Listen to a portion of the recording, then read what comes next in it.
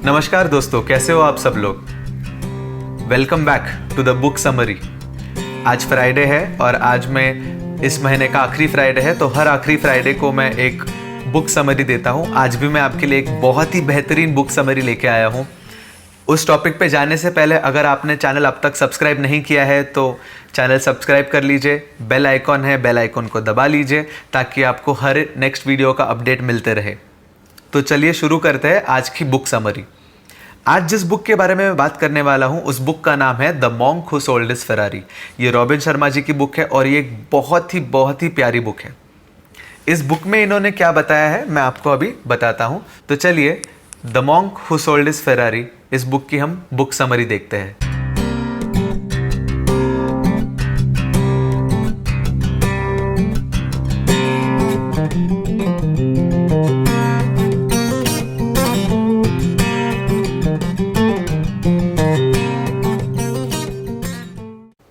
इस बुक में ये बताया है कि एक लॉयर था, बहुत ही रिच लॉयर था, उसके पास बहुत पैसा था। इसका नाम जूलियन था।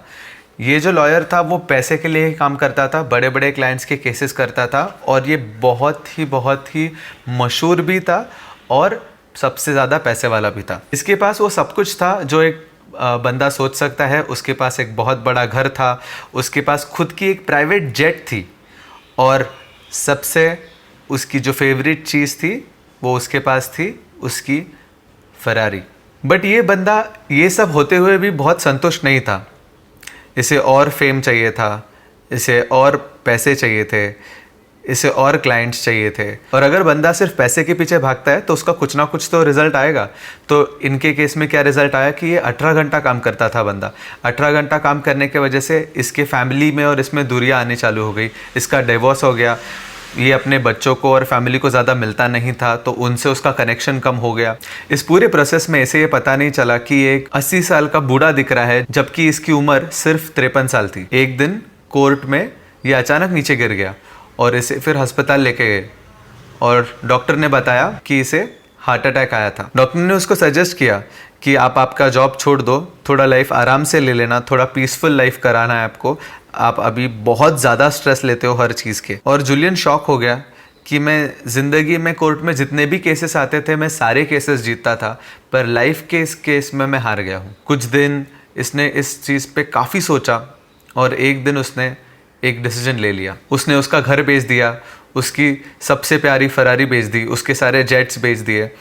सब बेचने के बाद उसने डिसाइड किया कि मैं इस जर्नी पे निकल जाऊंगा जहां मैं ढूंढूंगा कि लाइफ का असली मीनिंग क्या है। और उसे उसके दोस्तों ने बताया कि इंडिया में अगर आप हिमालयाज़ की तरफ जाओगे तो वहाँ पे काफ़ी सारे साधु है, तो वहाँ पे जो मॉन्क्स है ये आपको मदद कर सकते हैं। इस जर्नी में उसको फिर काफ़ी ढूंढना पड़ा हिमालयाज़ में और उसको फाइनली एक मॉन्क मिला। उस मॉन्क को इसने रिक्वेस्ट किया कि मैं काफ़ी दूर से आया हूँ, अपनी पूरी परिस्थिति उसे बताई और उसे पूछा कि आप मुझे ज़िंदगी का असली रहस्य क्या है ये समझा सकते हो। तो उस मॉन्क ने पूरी स्टोरी सुनी उसकी और फिर डिसाइड किया कि ठीक है मैं तुम्हारी मदद करूँगा। पर उससे एक वचन लिया कि जब मैं तुम्हारी मदद कर रहा हूँ आज, तो तुम्हें यहाँ पे वो मदद लेके, वो मैसेज लेके खुद के पास तक नहीं रुकना है। आपको ये मैसेज आपके घर वापस जाके सब लोगों को बताना है और जितना हो सके इस बात का प्रचार करना है। जूलियन बोला कि ठीक है, ये मैं करने के लिए तैयार हूँ। इस मॉन्क ने उसे एक स्टोरी सुनाई। स्टोरी कुछ इस प्रकार थी कि एक गार्डन होता है और गार्डन बहुत ही प्यारा गार्डन होता है, बहुत ही ब्यूटीफुल से वहाँ पे फूल होते हैं। वो गार्डन के बाजू में एक लाइट हाउस होता है और वो लाइट हाउस का दरवाज़ा अचानक खुल जाता है और उसमें से एक सुमो रेसलर बाहर आता है और वो जैसे चलते चलते आगे आता है तो उसे एक स्टॉप वॉच दिखता है गोल्डन कलर का। तो वो गोल्डन स्टॉप वॉच को लेने के लिए नीचे झुकता है और वो फिसल जाता है और नीचे गिर जाता है। जैसे वो गिर जाता है उसके बाद थोड़ी देर में जब वो उठने की कोशिश करता है तो उसे बहुत ही प्यारी सी एक खुशबू आ जाती है गुलाब की। तो वो अपनी दाहिनी तरफ मुड़ता है और उसे एक रास्ता दिखता है जहाँ पे सारे डायमंड्स पड़े होते हैं उस रास्ते पे, और वो उस रास्ते को पकड़ के निकल जाता है। जैसे आपकी रिएक्शन है, जूलियन की रिएक्शन भी सेम वैसी ही थी कि ये क्या स्टोरी है, इसमें तो कुछ कनेक्शन नहीं है, कुछ समझ में नहीं आ रहा है। तो फिर ये मॉन्क उसे समझाता है कि मैंने तुम्हें जीवन के 7 सिद्धांत समझाए हैं स्टोरी में, अगर आप ये समझ जाते हो तो आपका लाइफ सफल हो जाएगा। सबसे पहला सिद्धांत उन्होंने बताया है जो था गार्डन। तो सबसे पहले उनको क्या दिखता है? गार्डन दिखता है, राइट। तो उन्होंने कहा है कि गार्डन आपका एक्चुअली दिमाग है।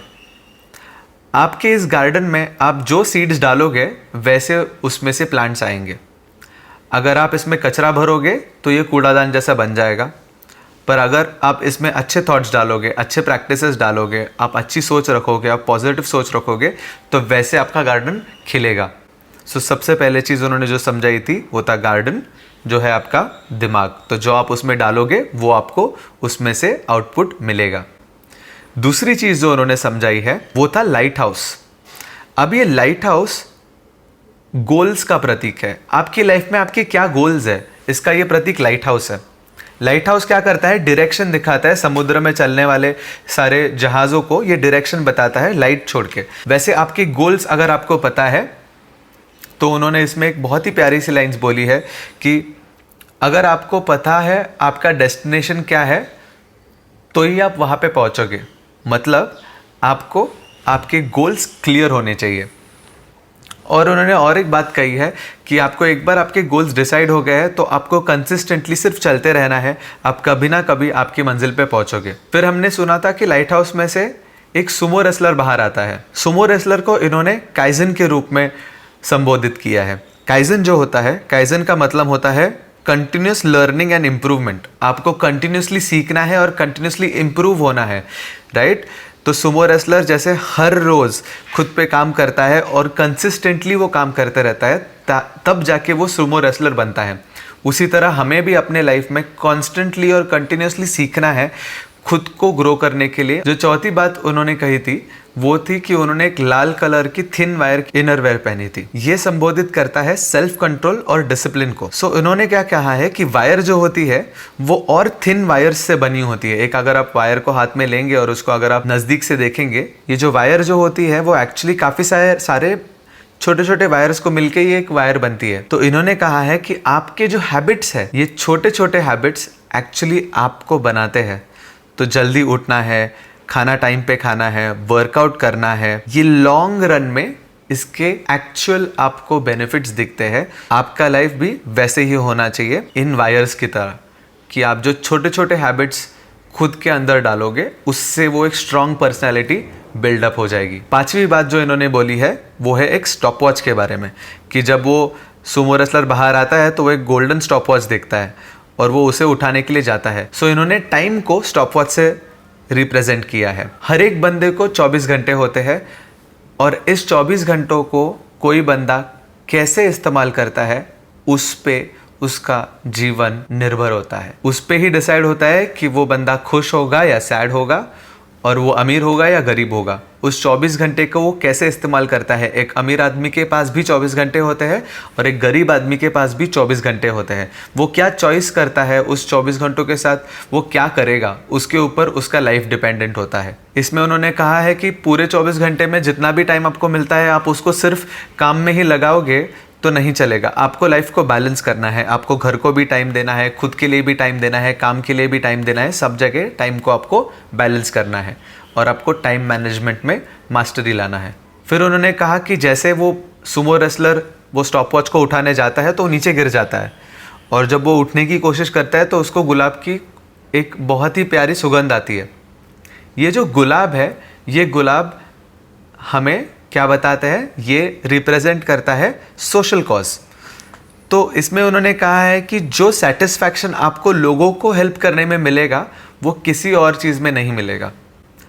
तो इनका कहना है कि जब आप ग्रो हो जाते हो तो सिर्फ वो सक्सेस अपने लिए ही नहीं रखना है, आपको उसे लोगों को मदद करने के लिए यूज़ करना है और आपको लोगों को भी मदद करना है ताकि वो भी ग्रो हो जाए।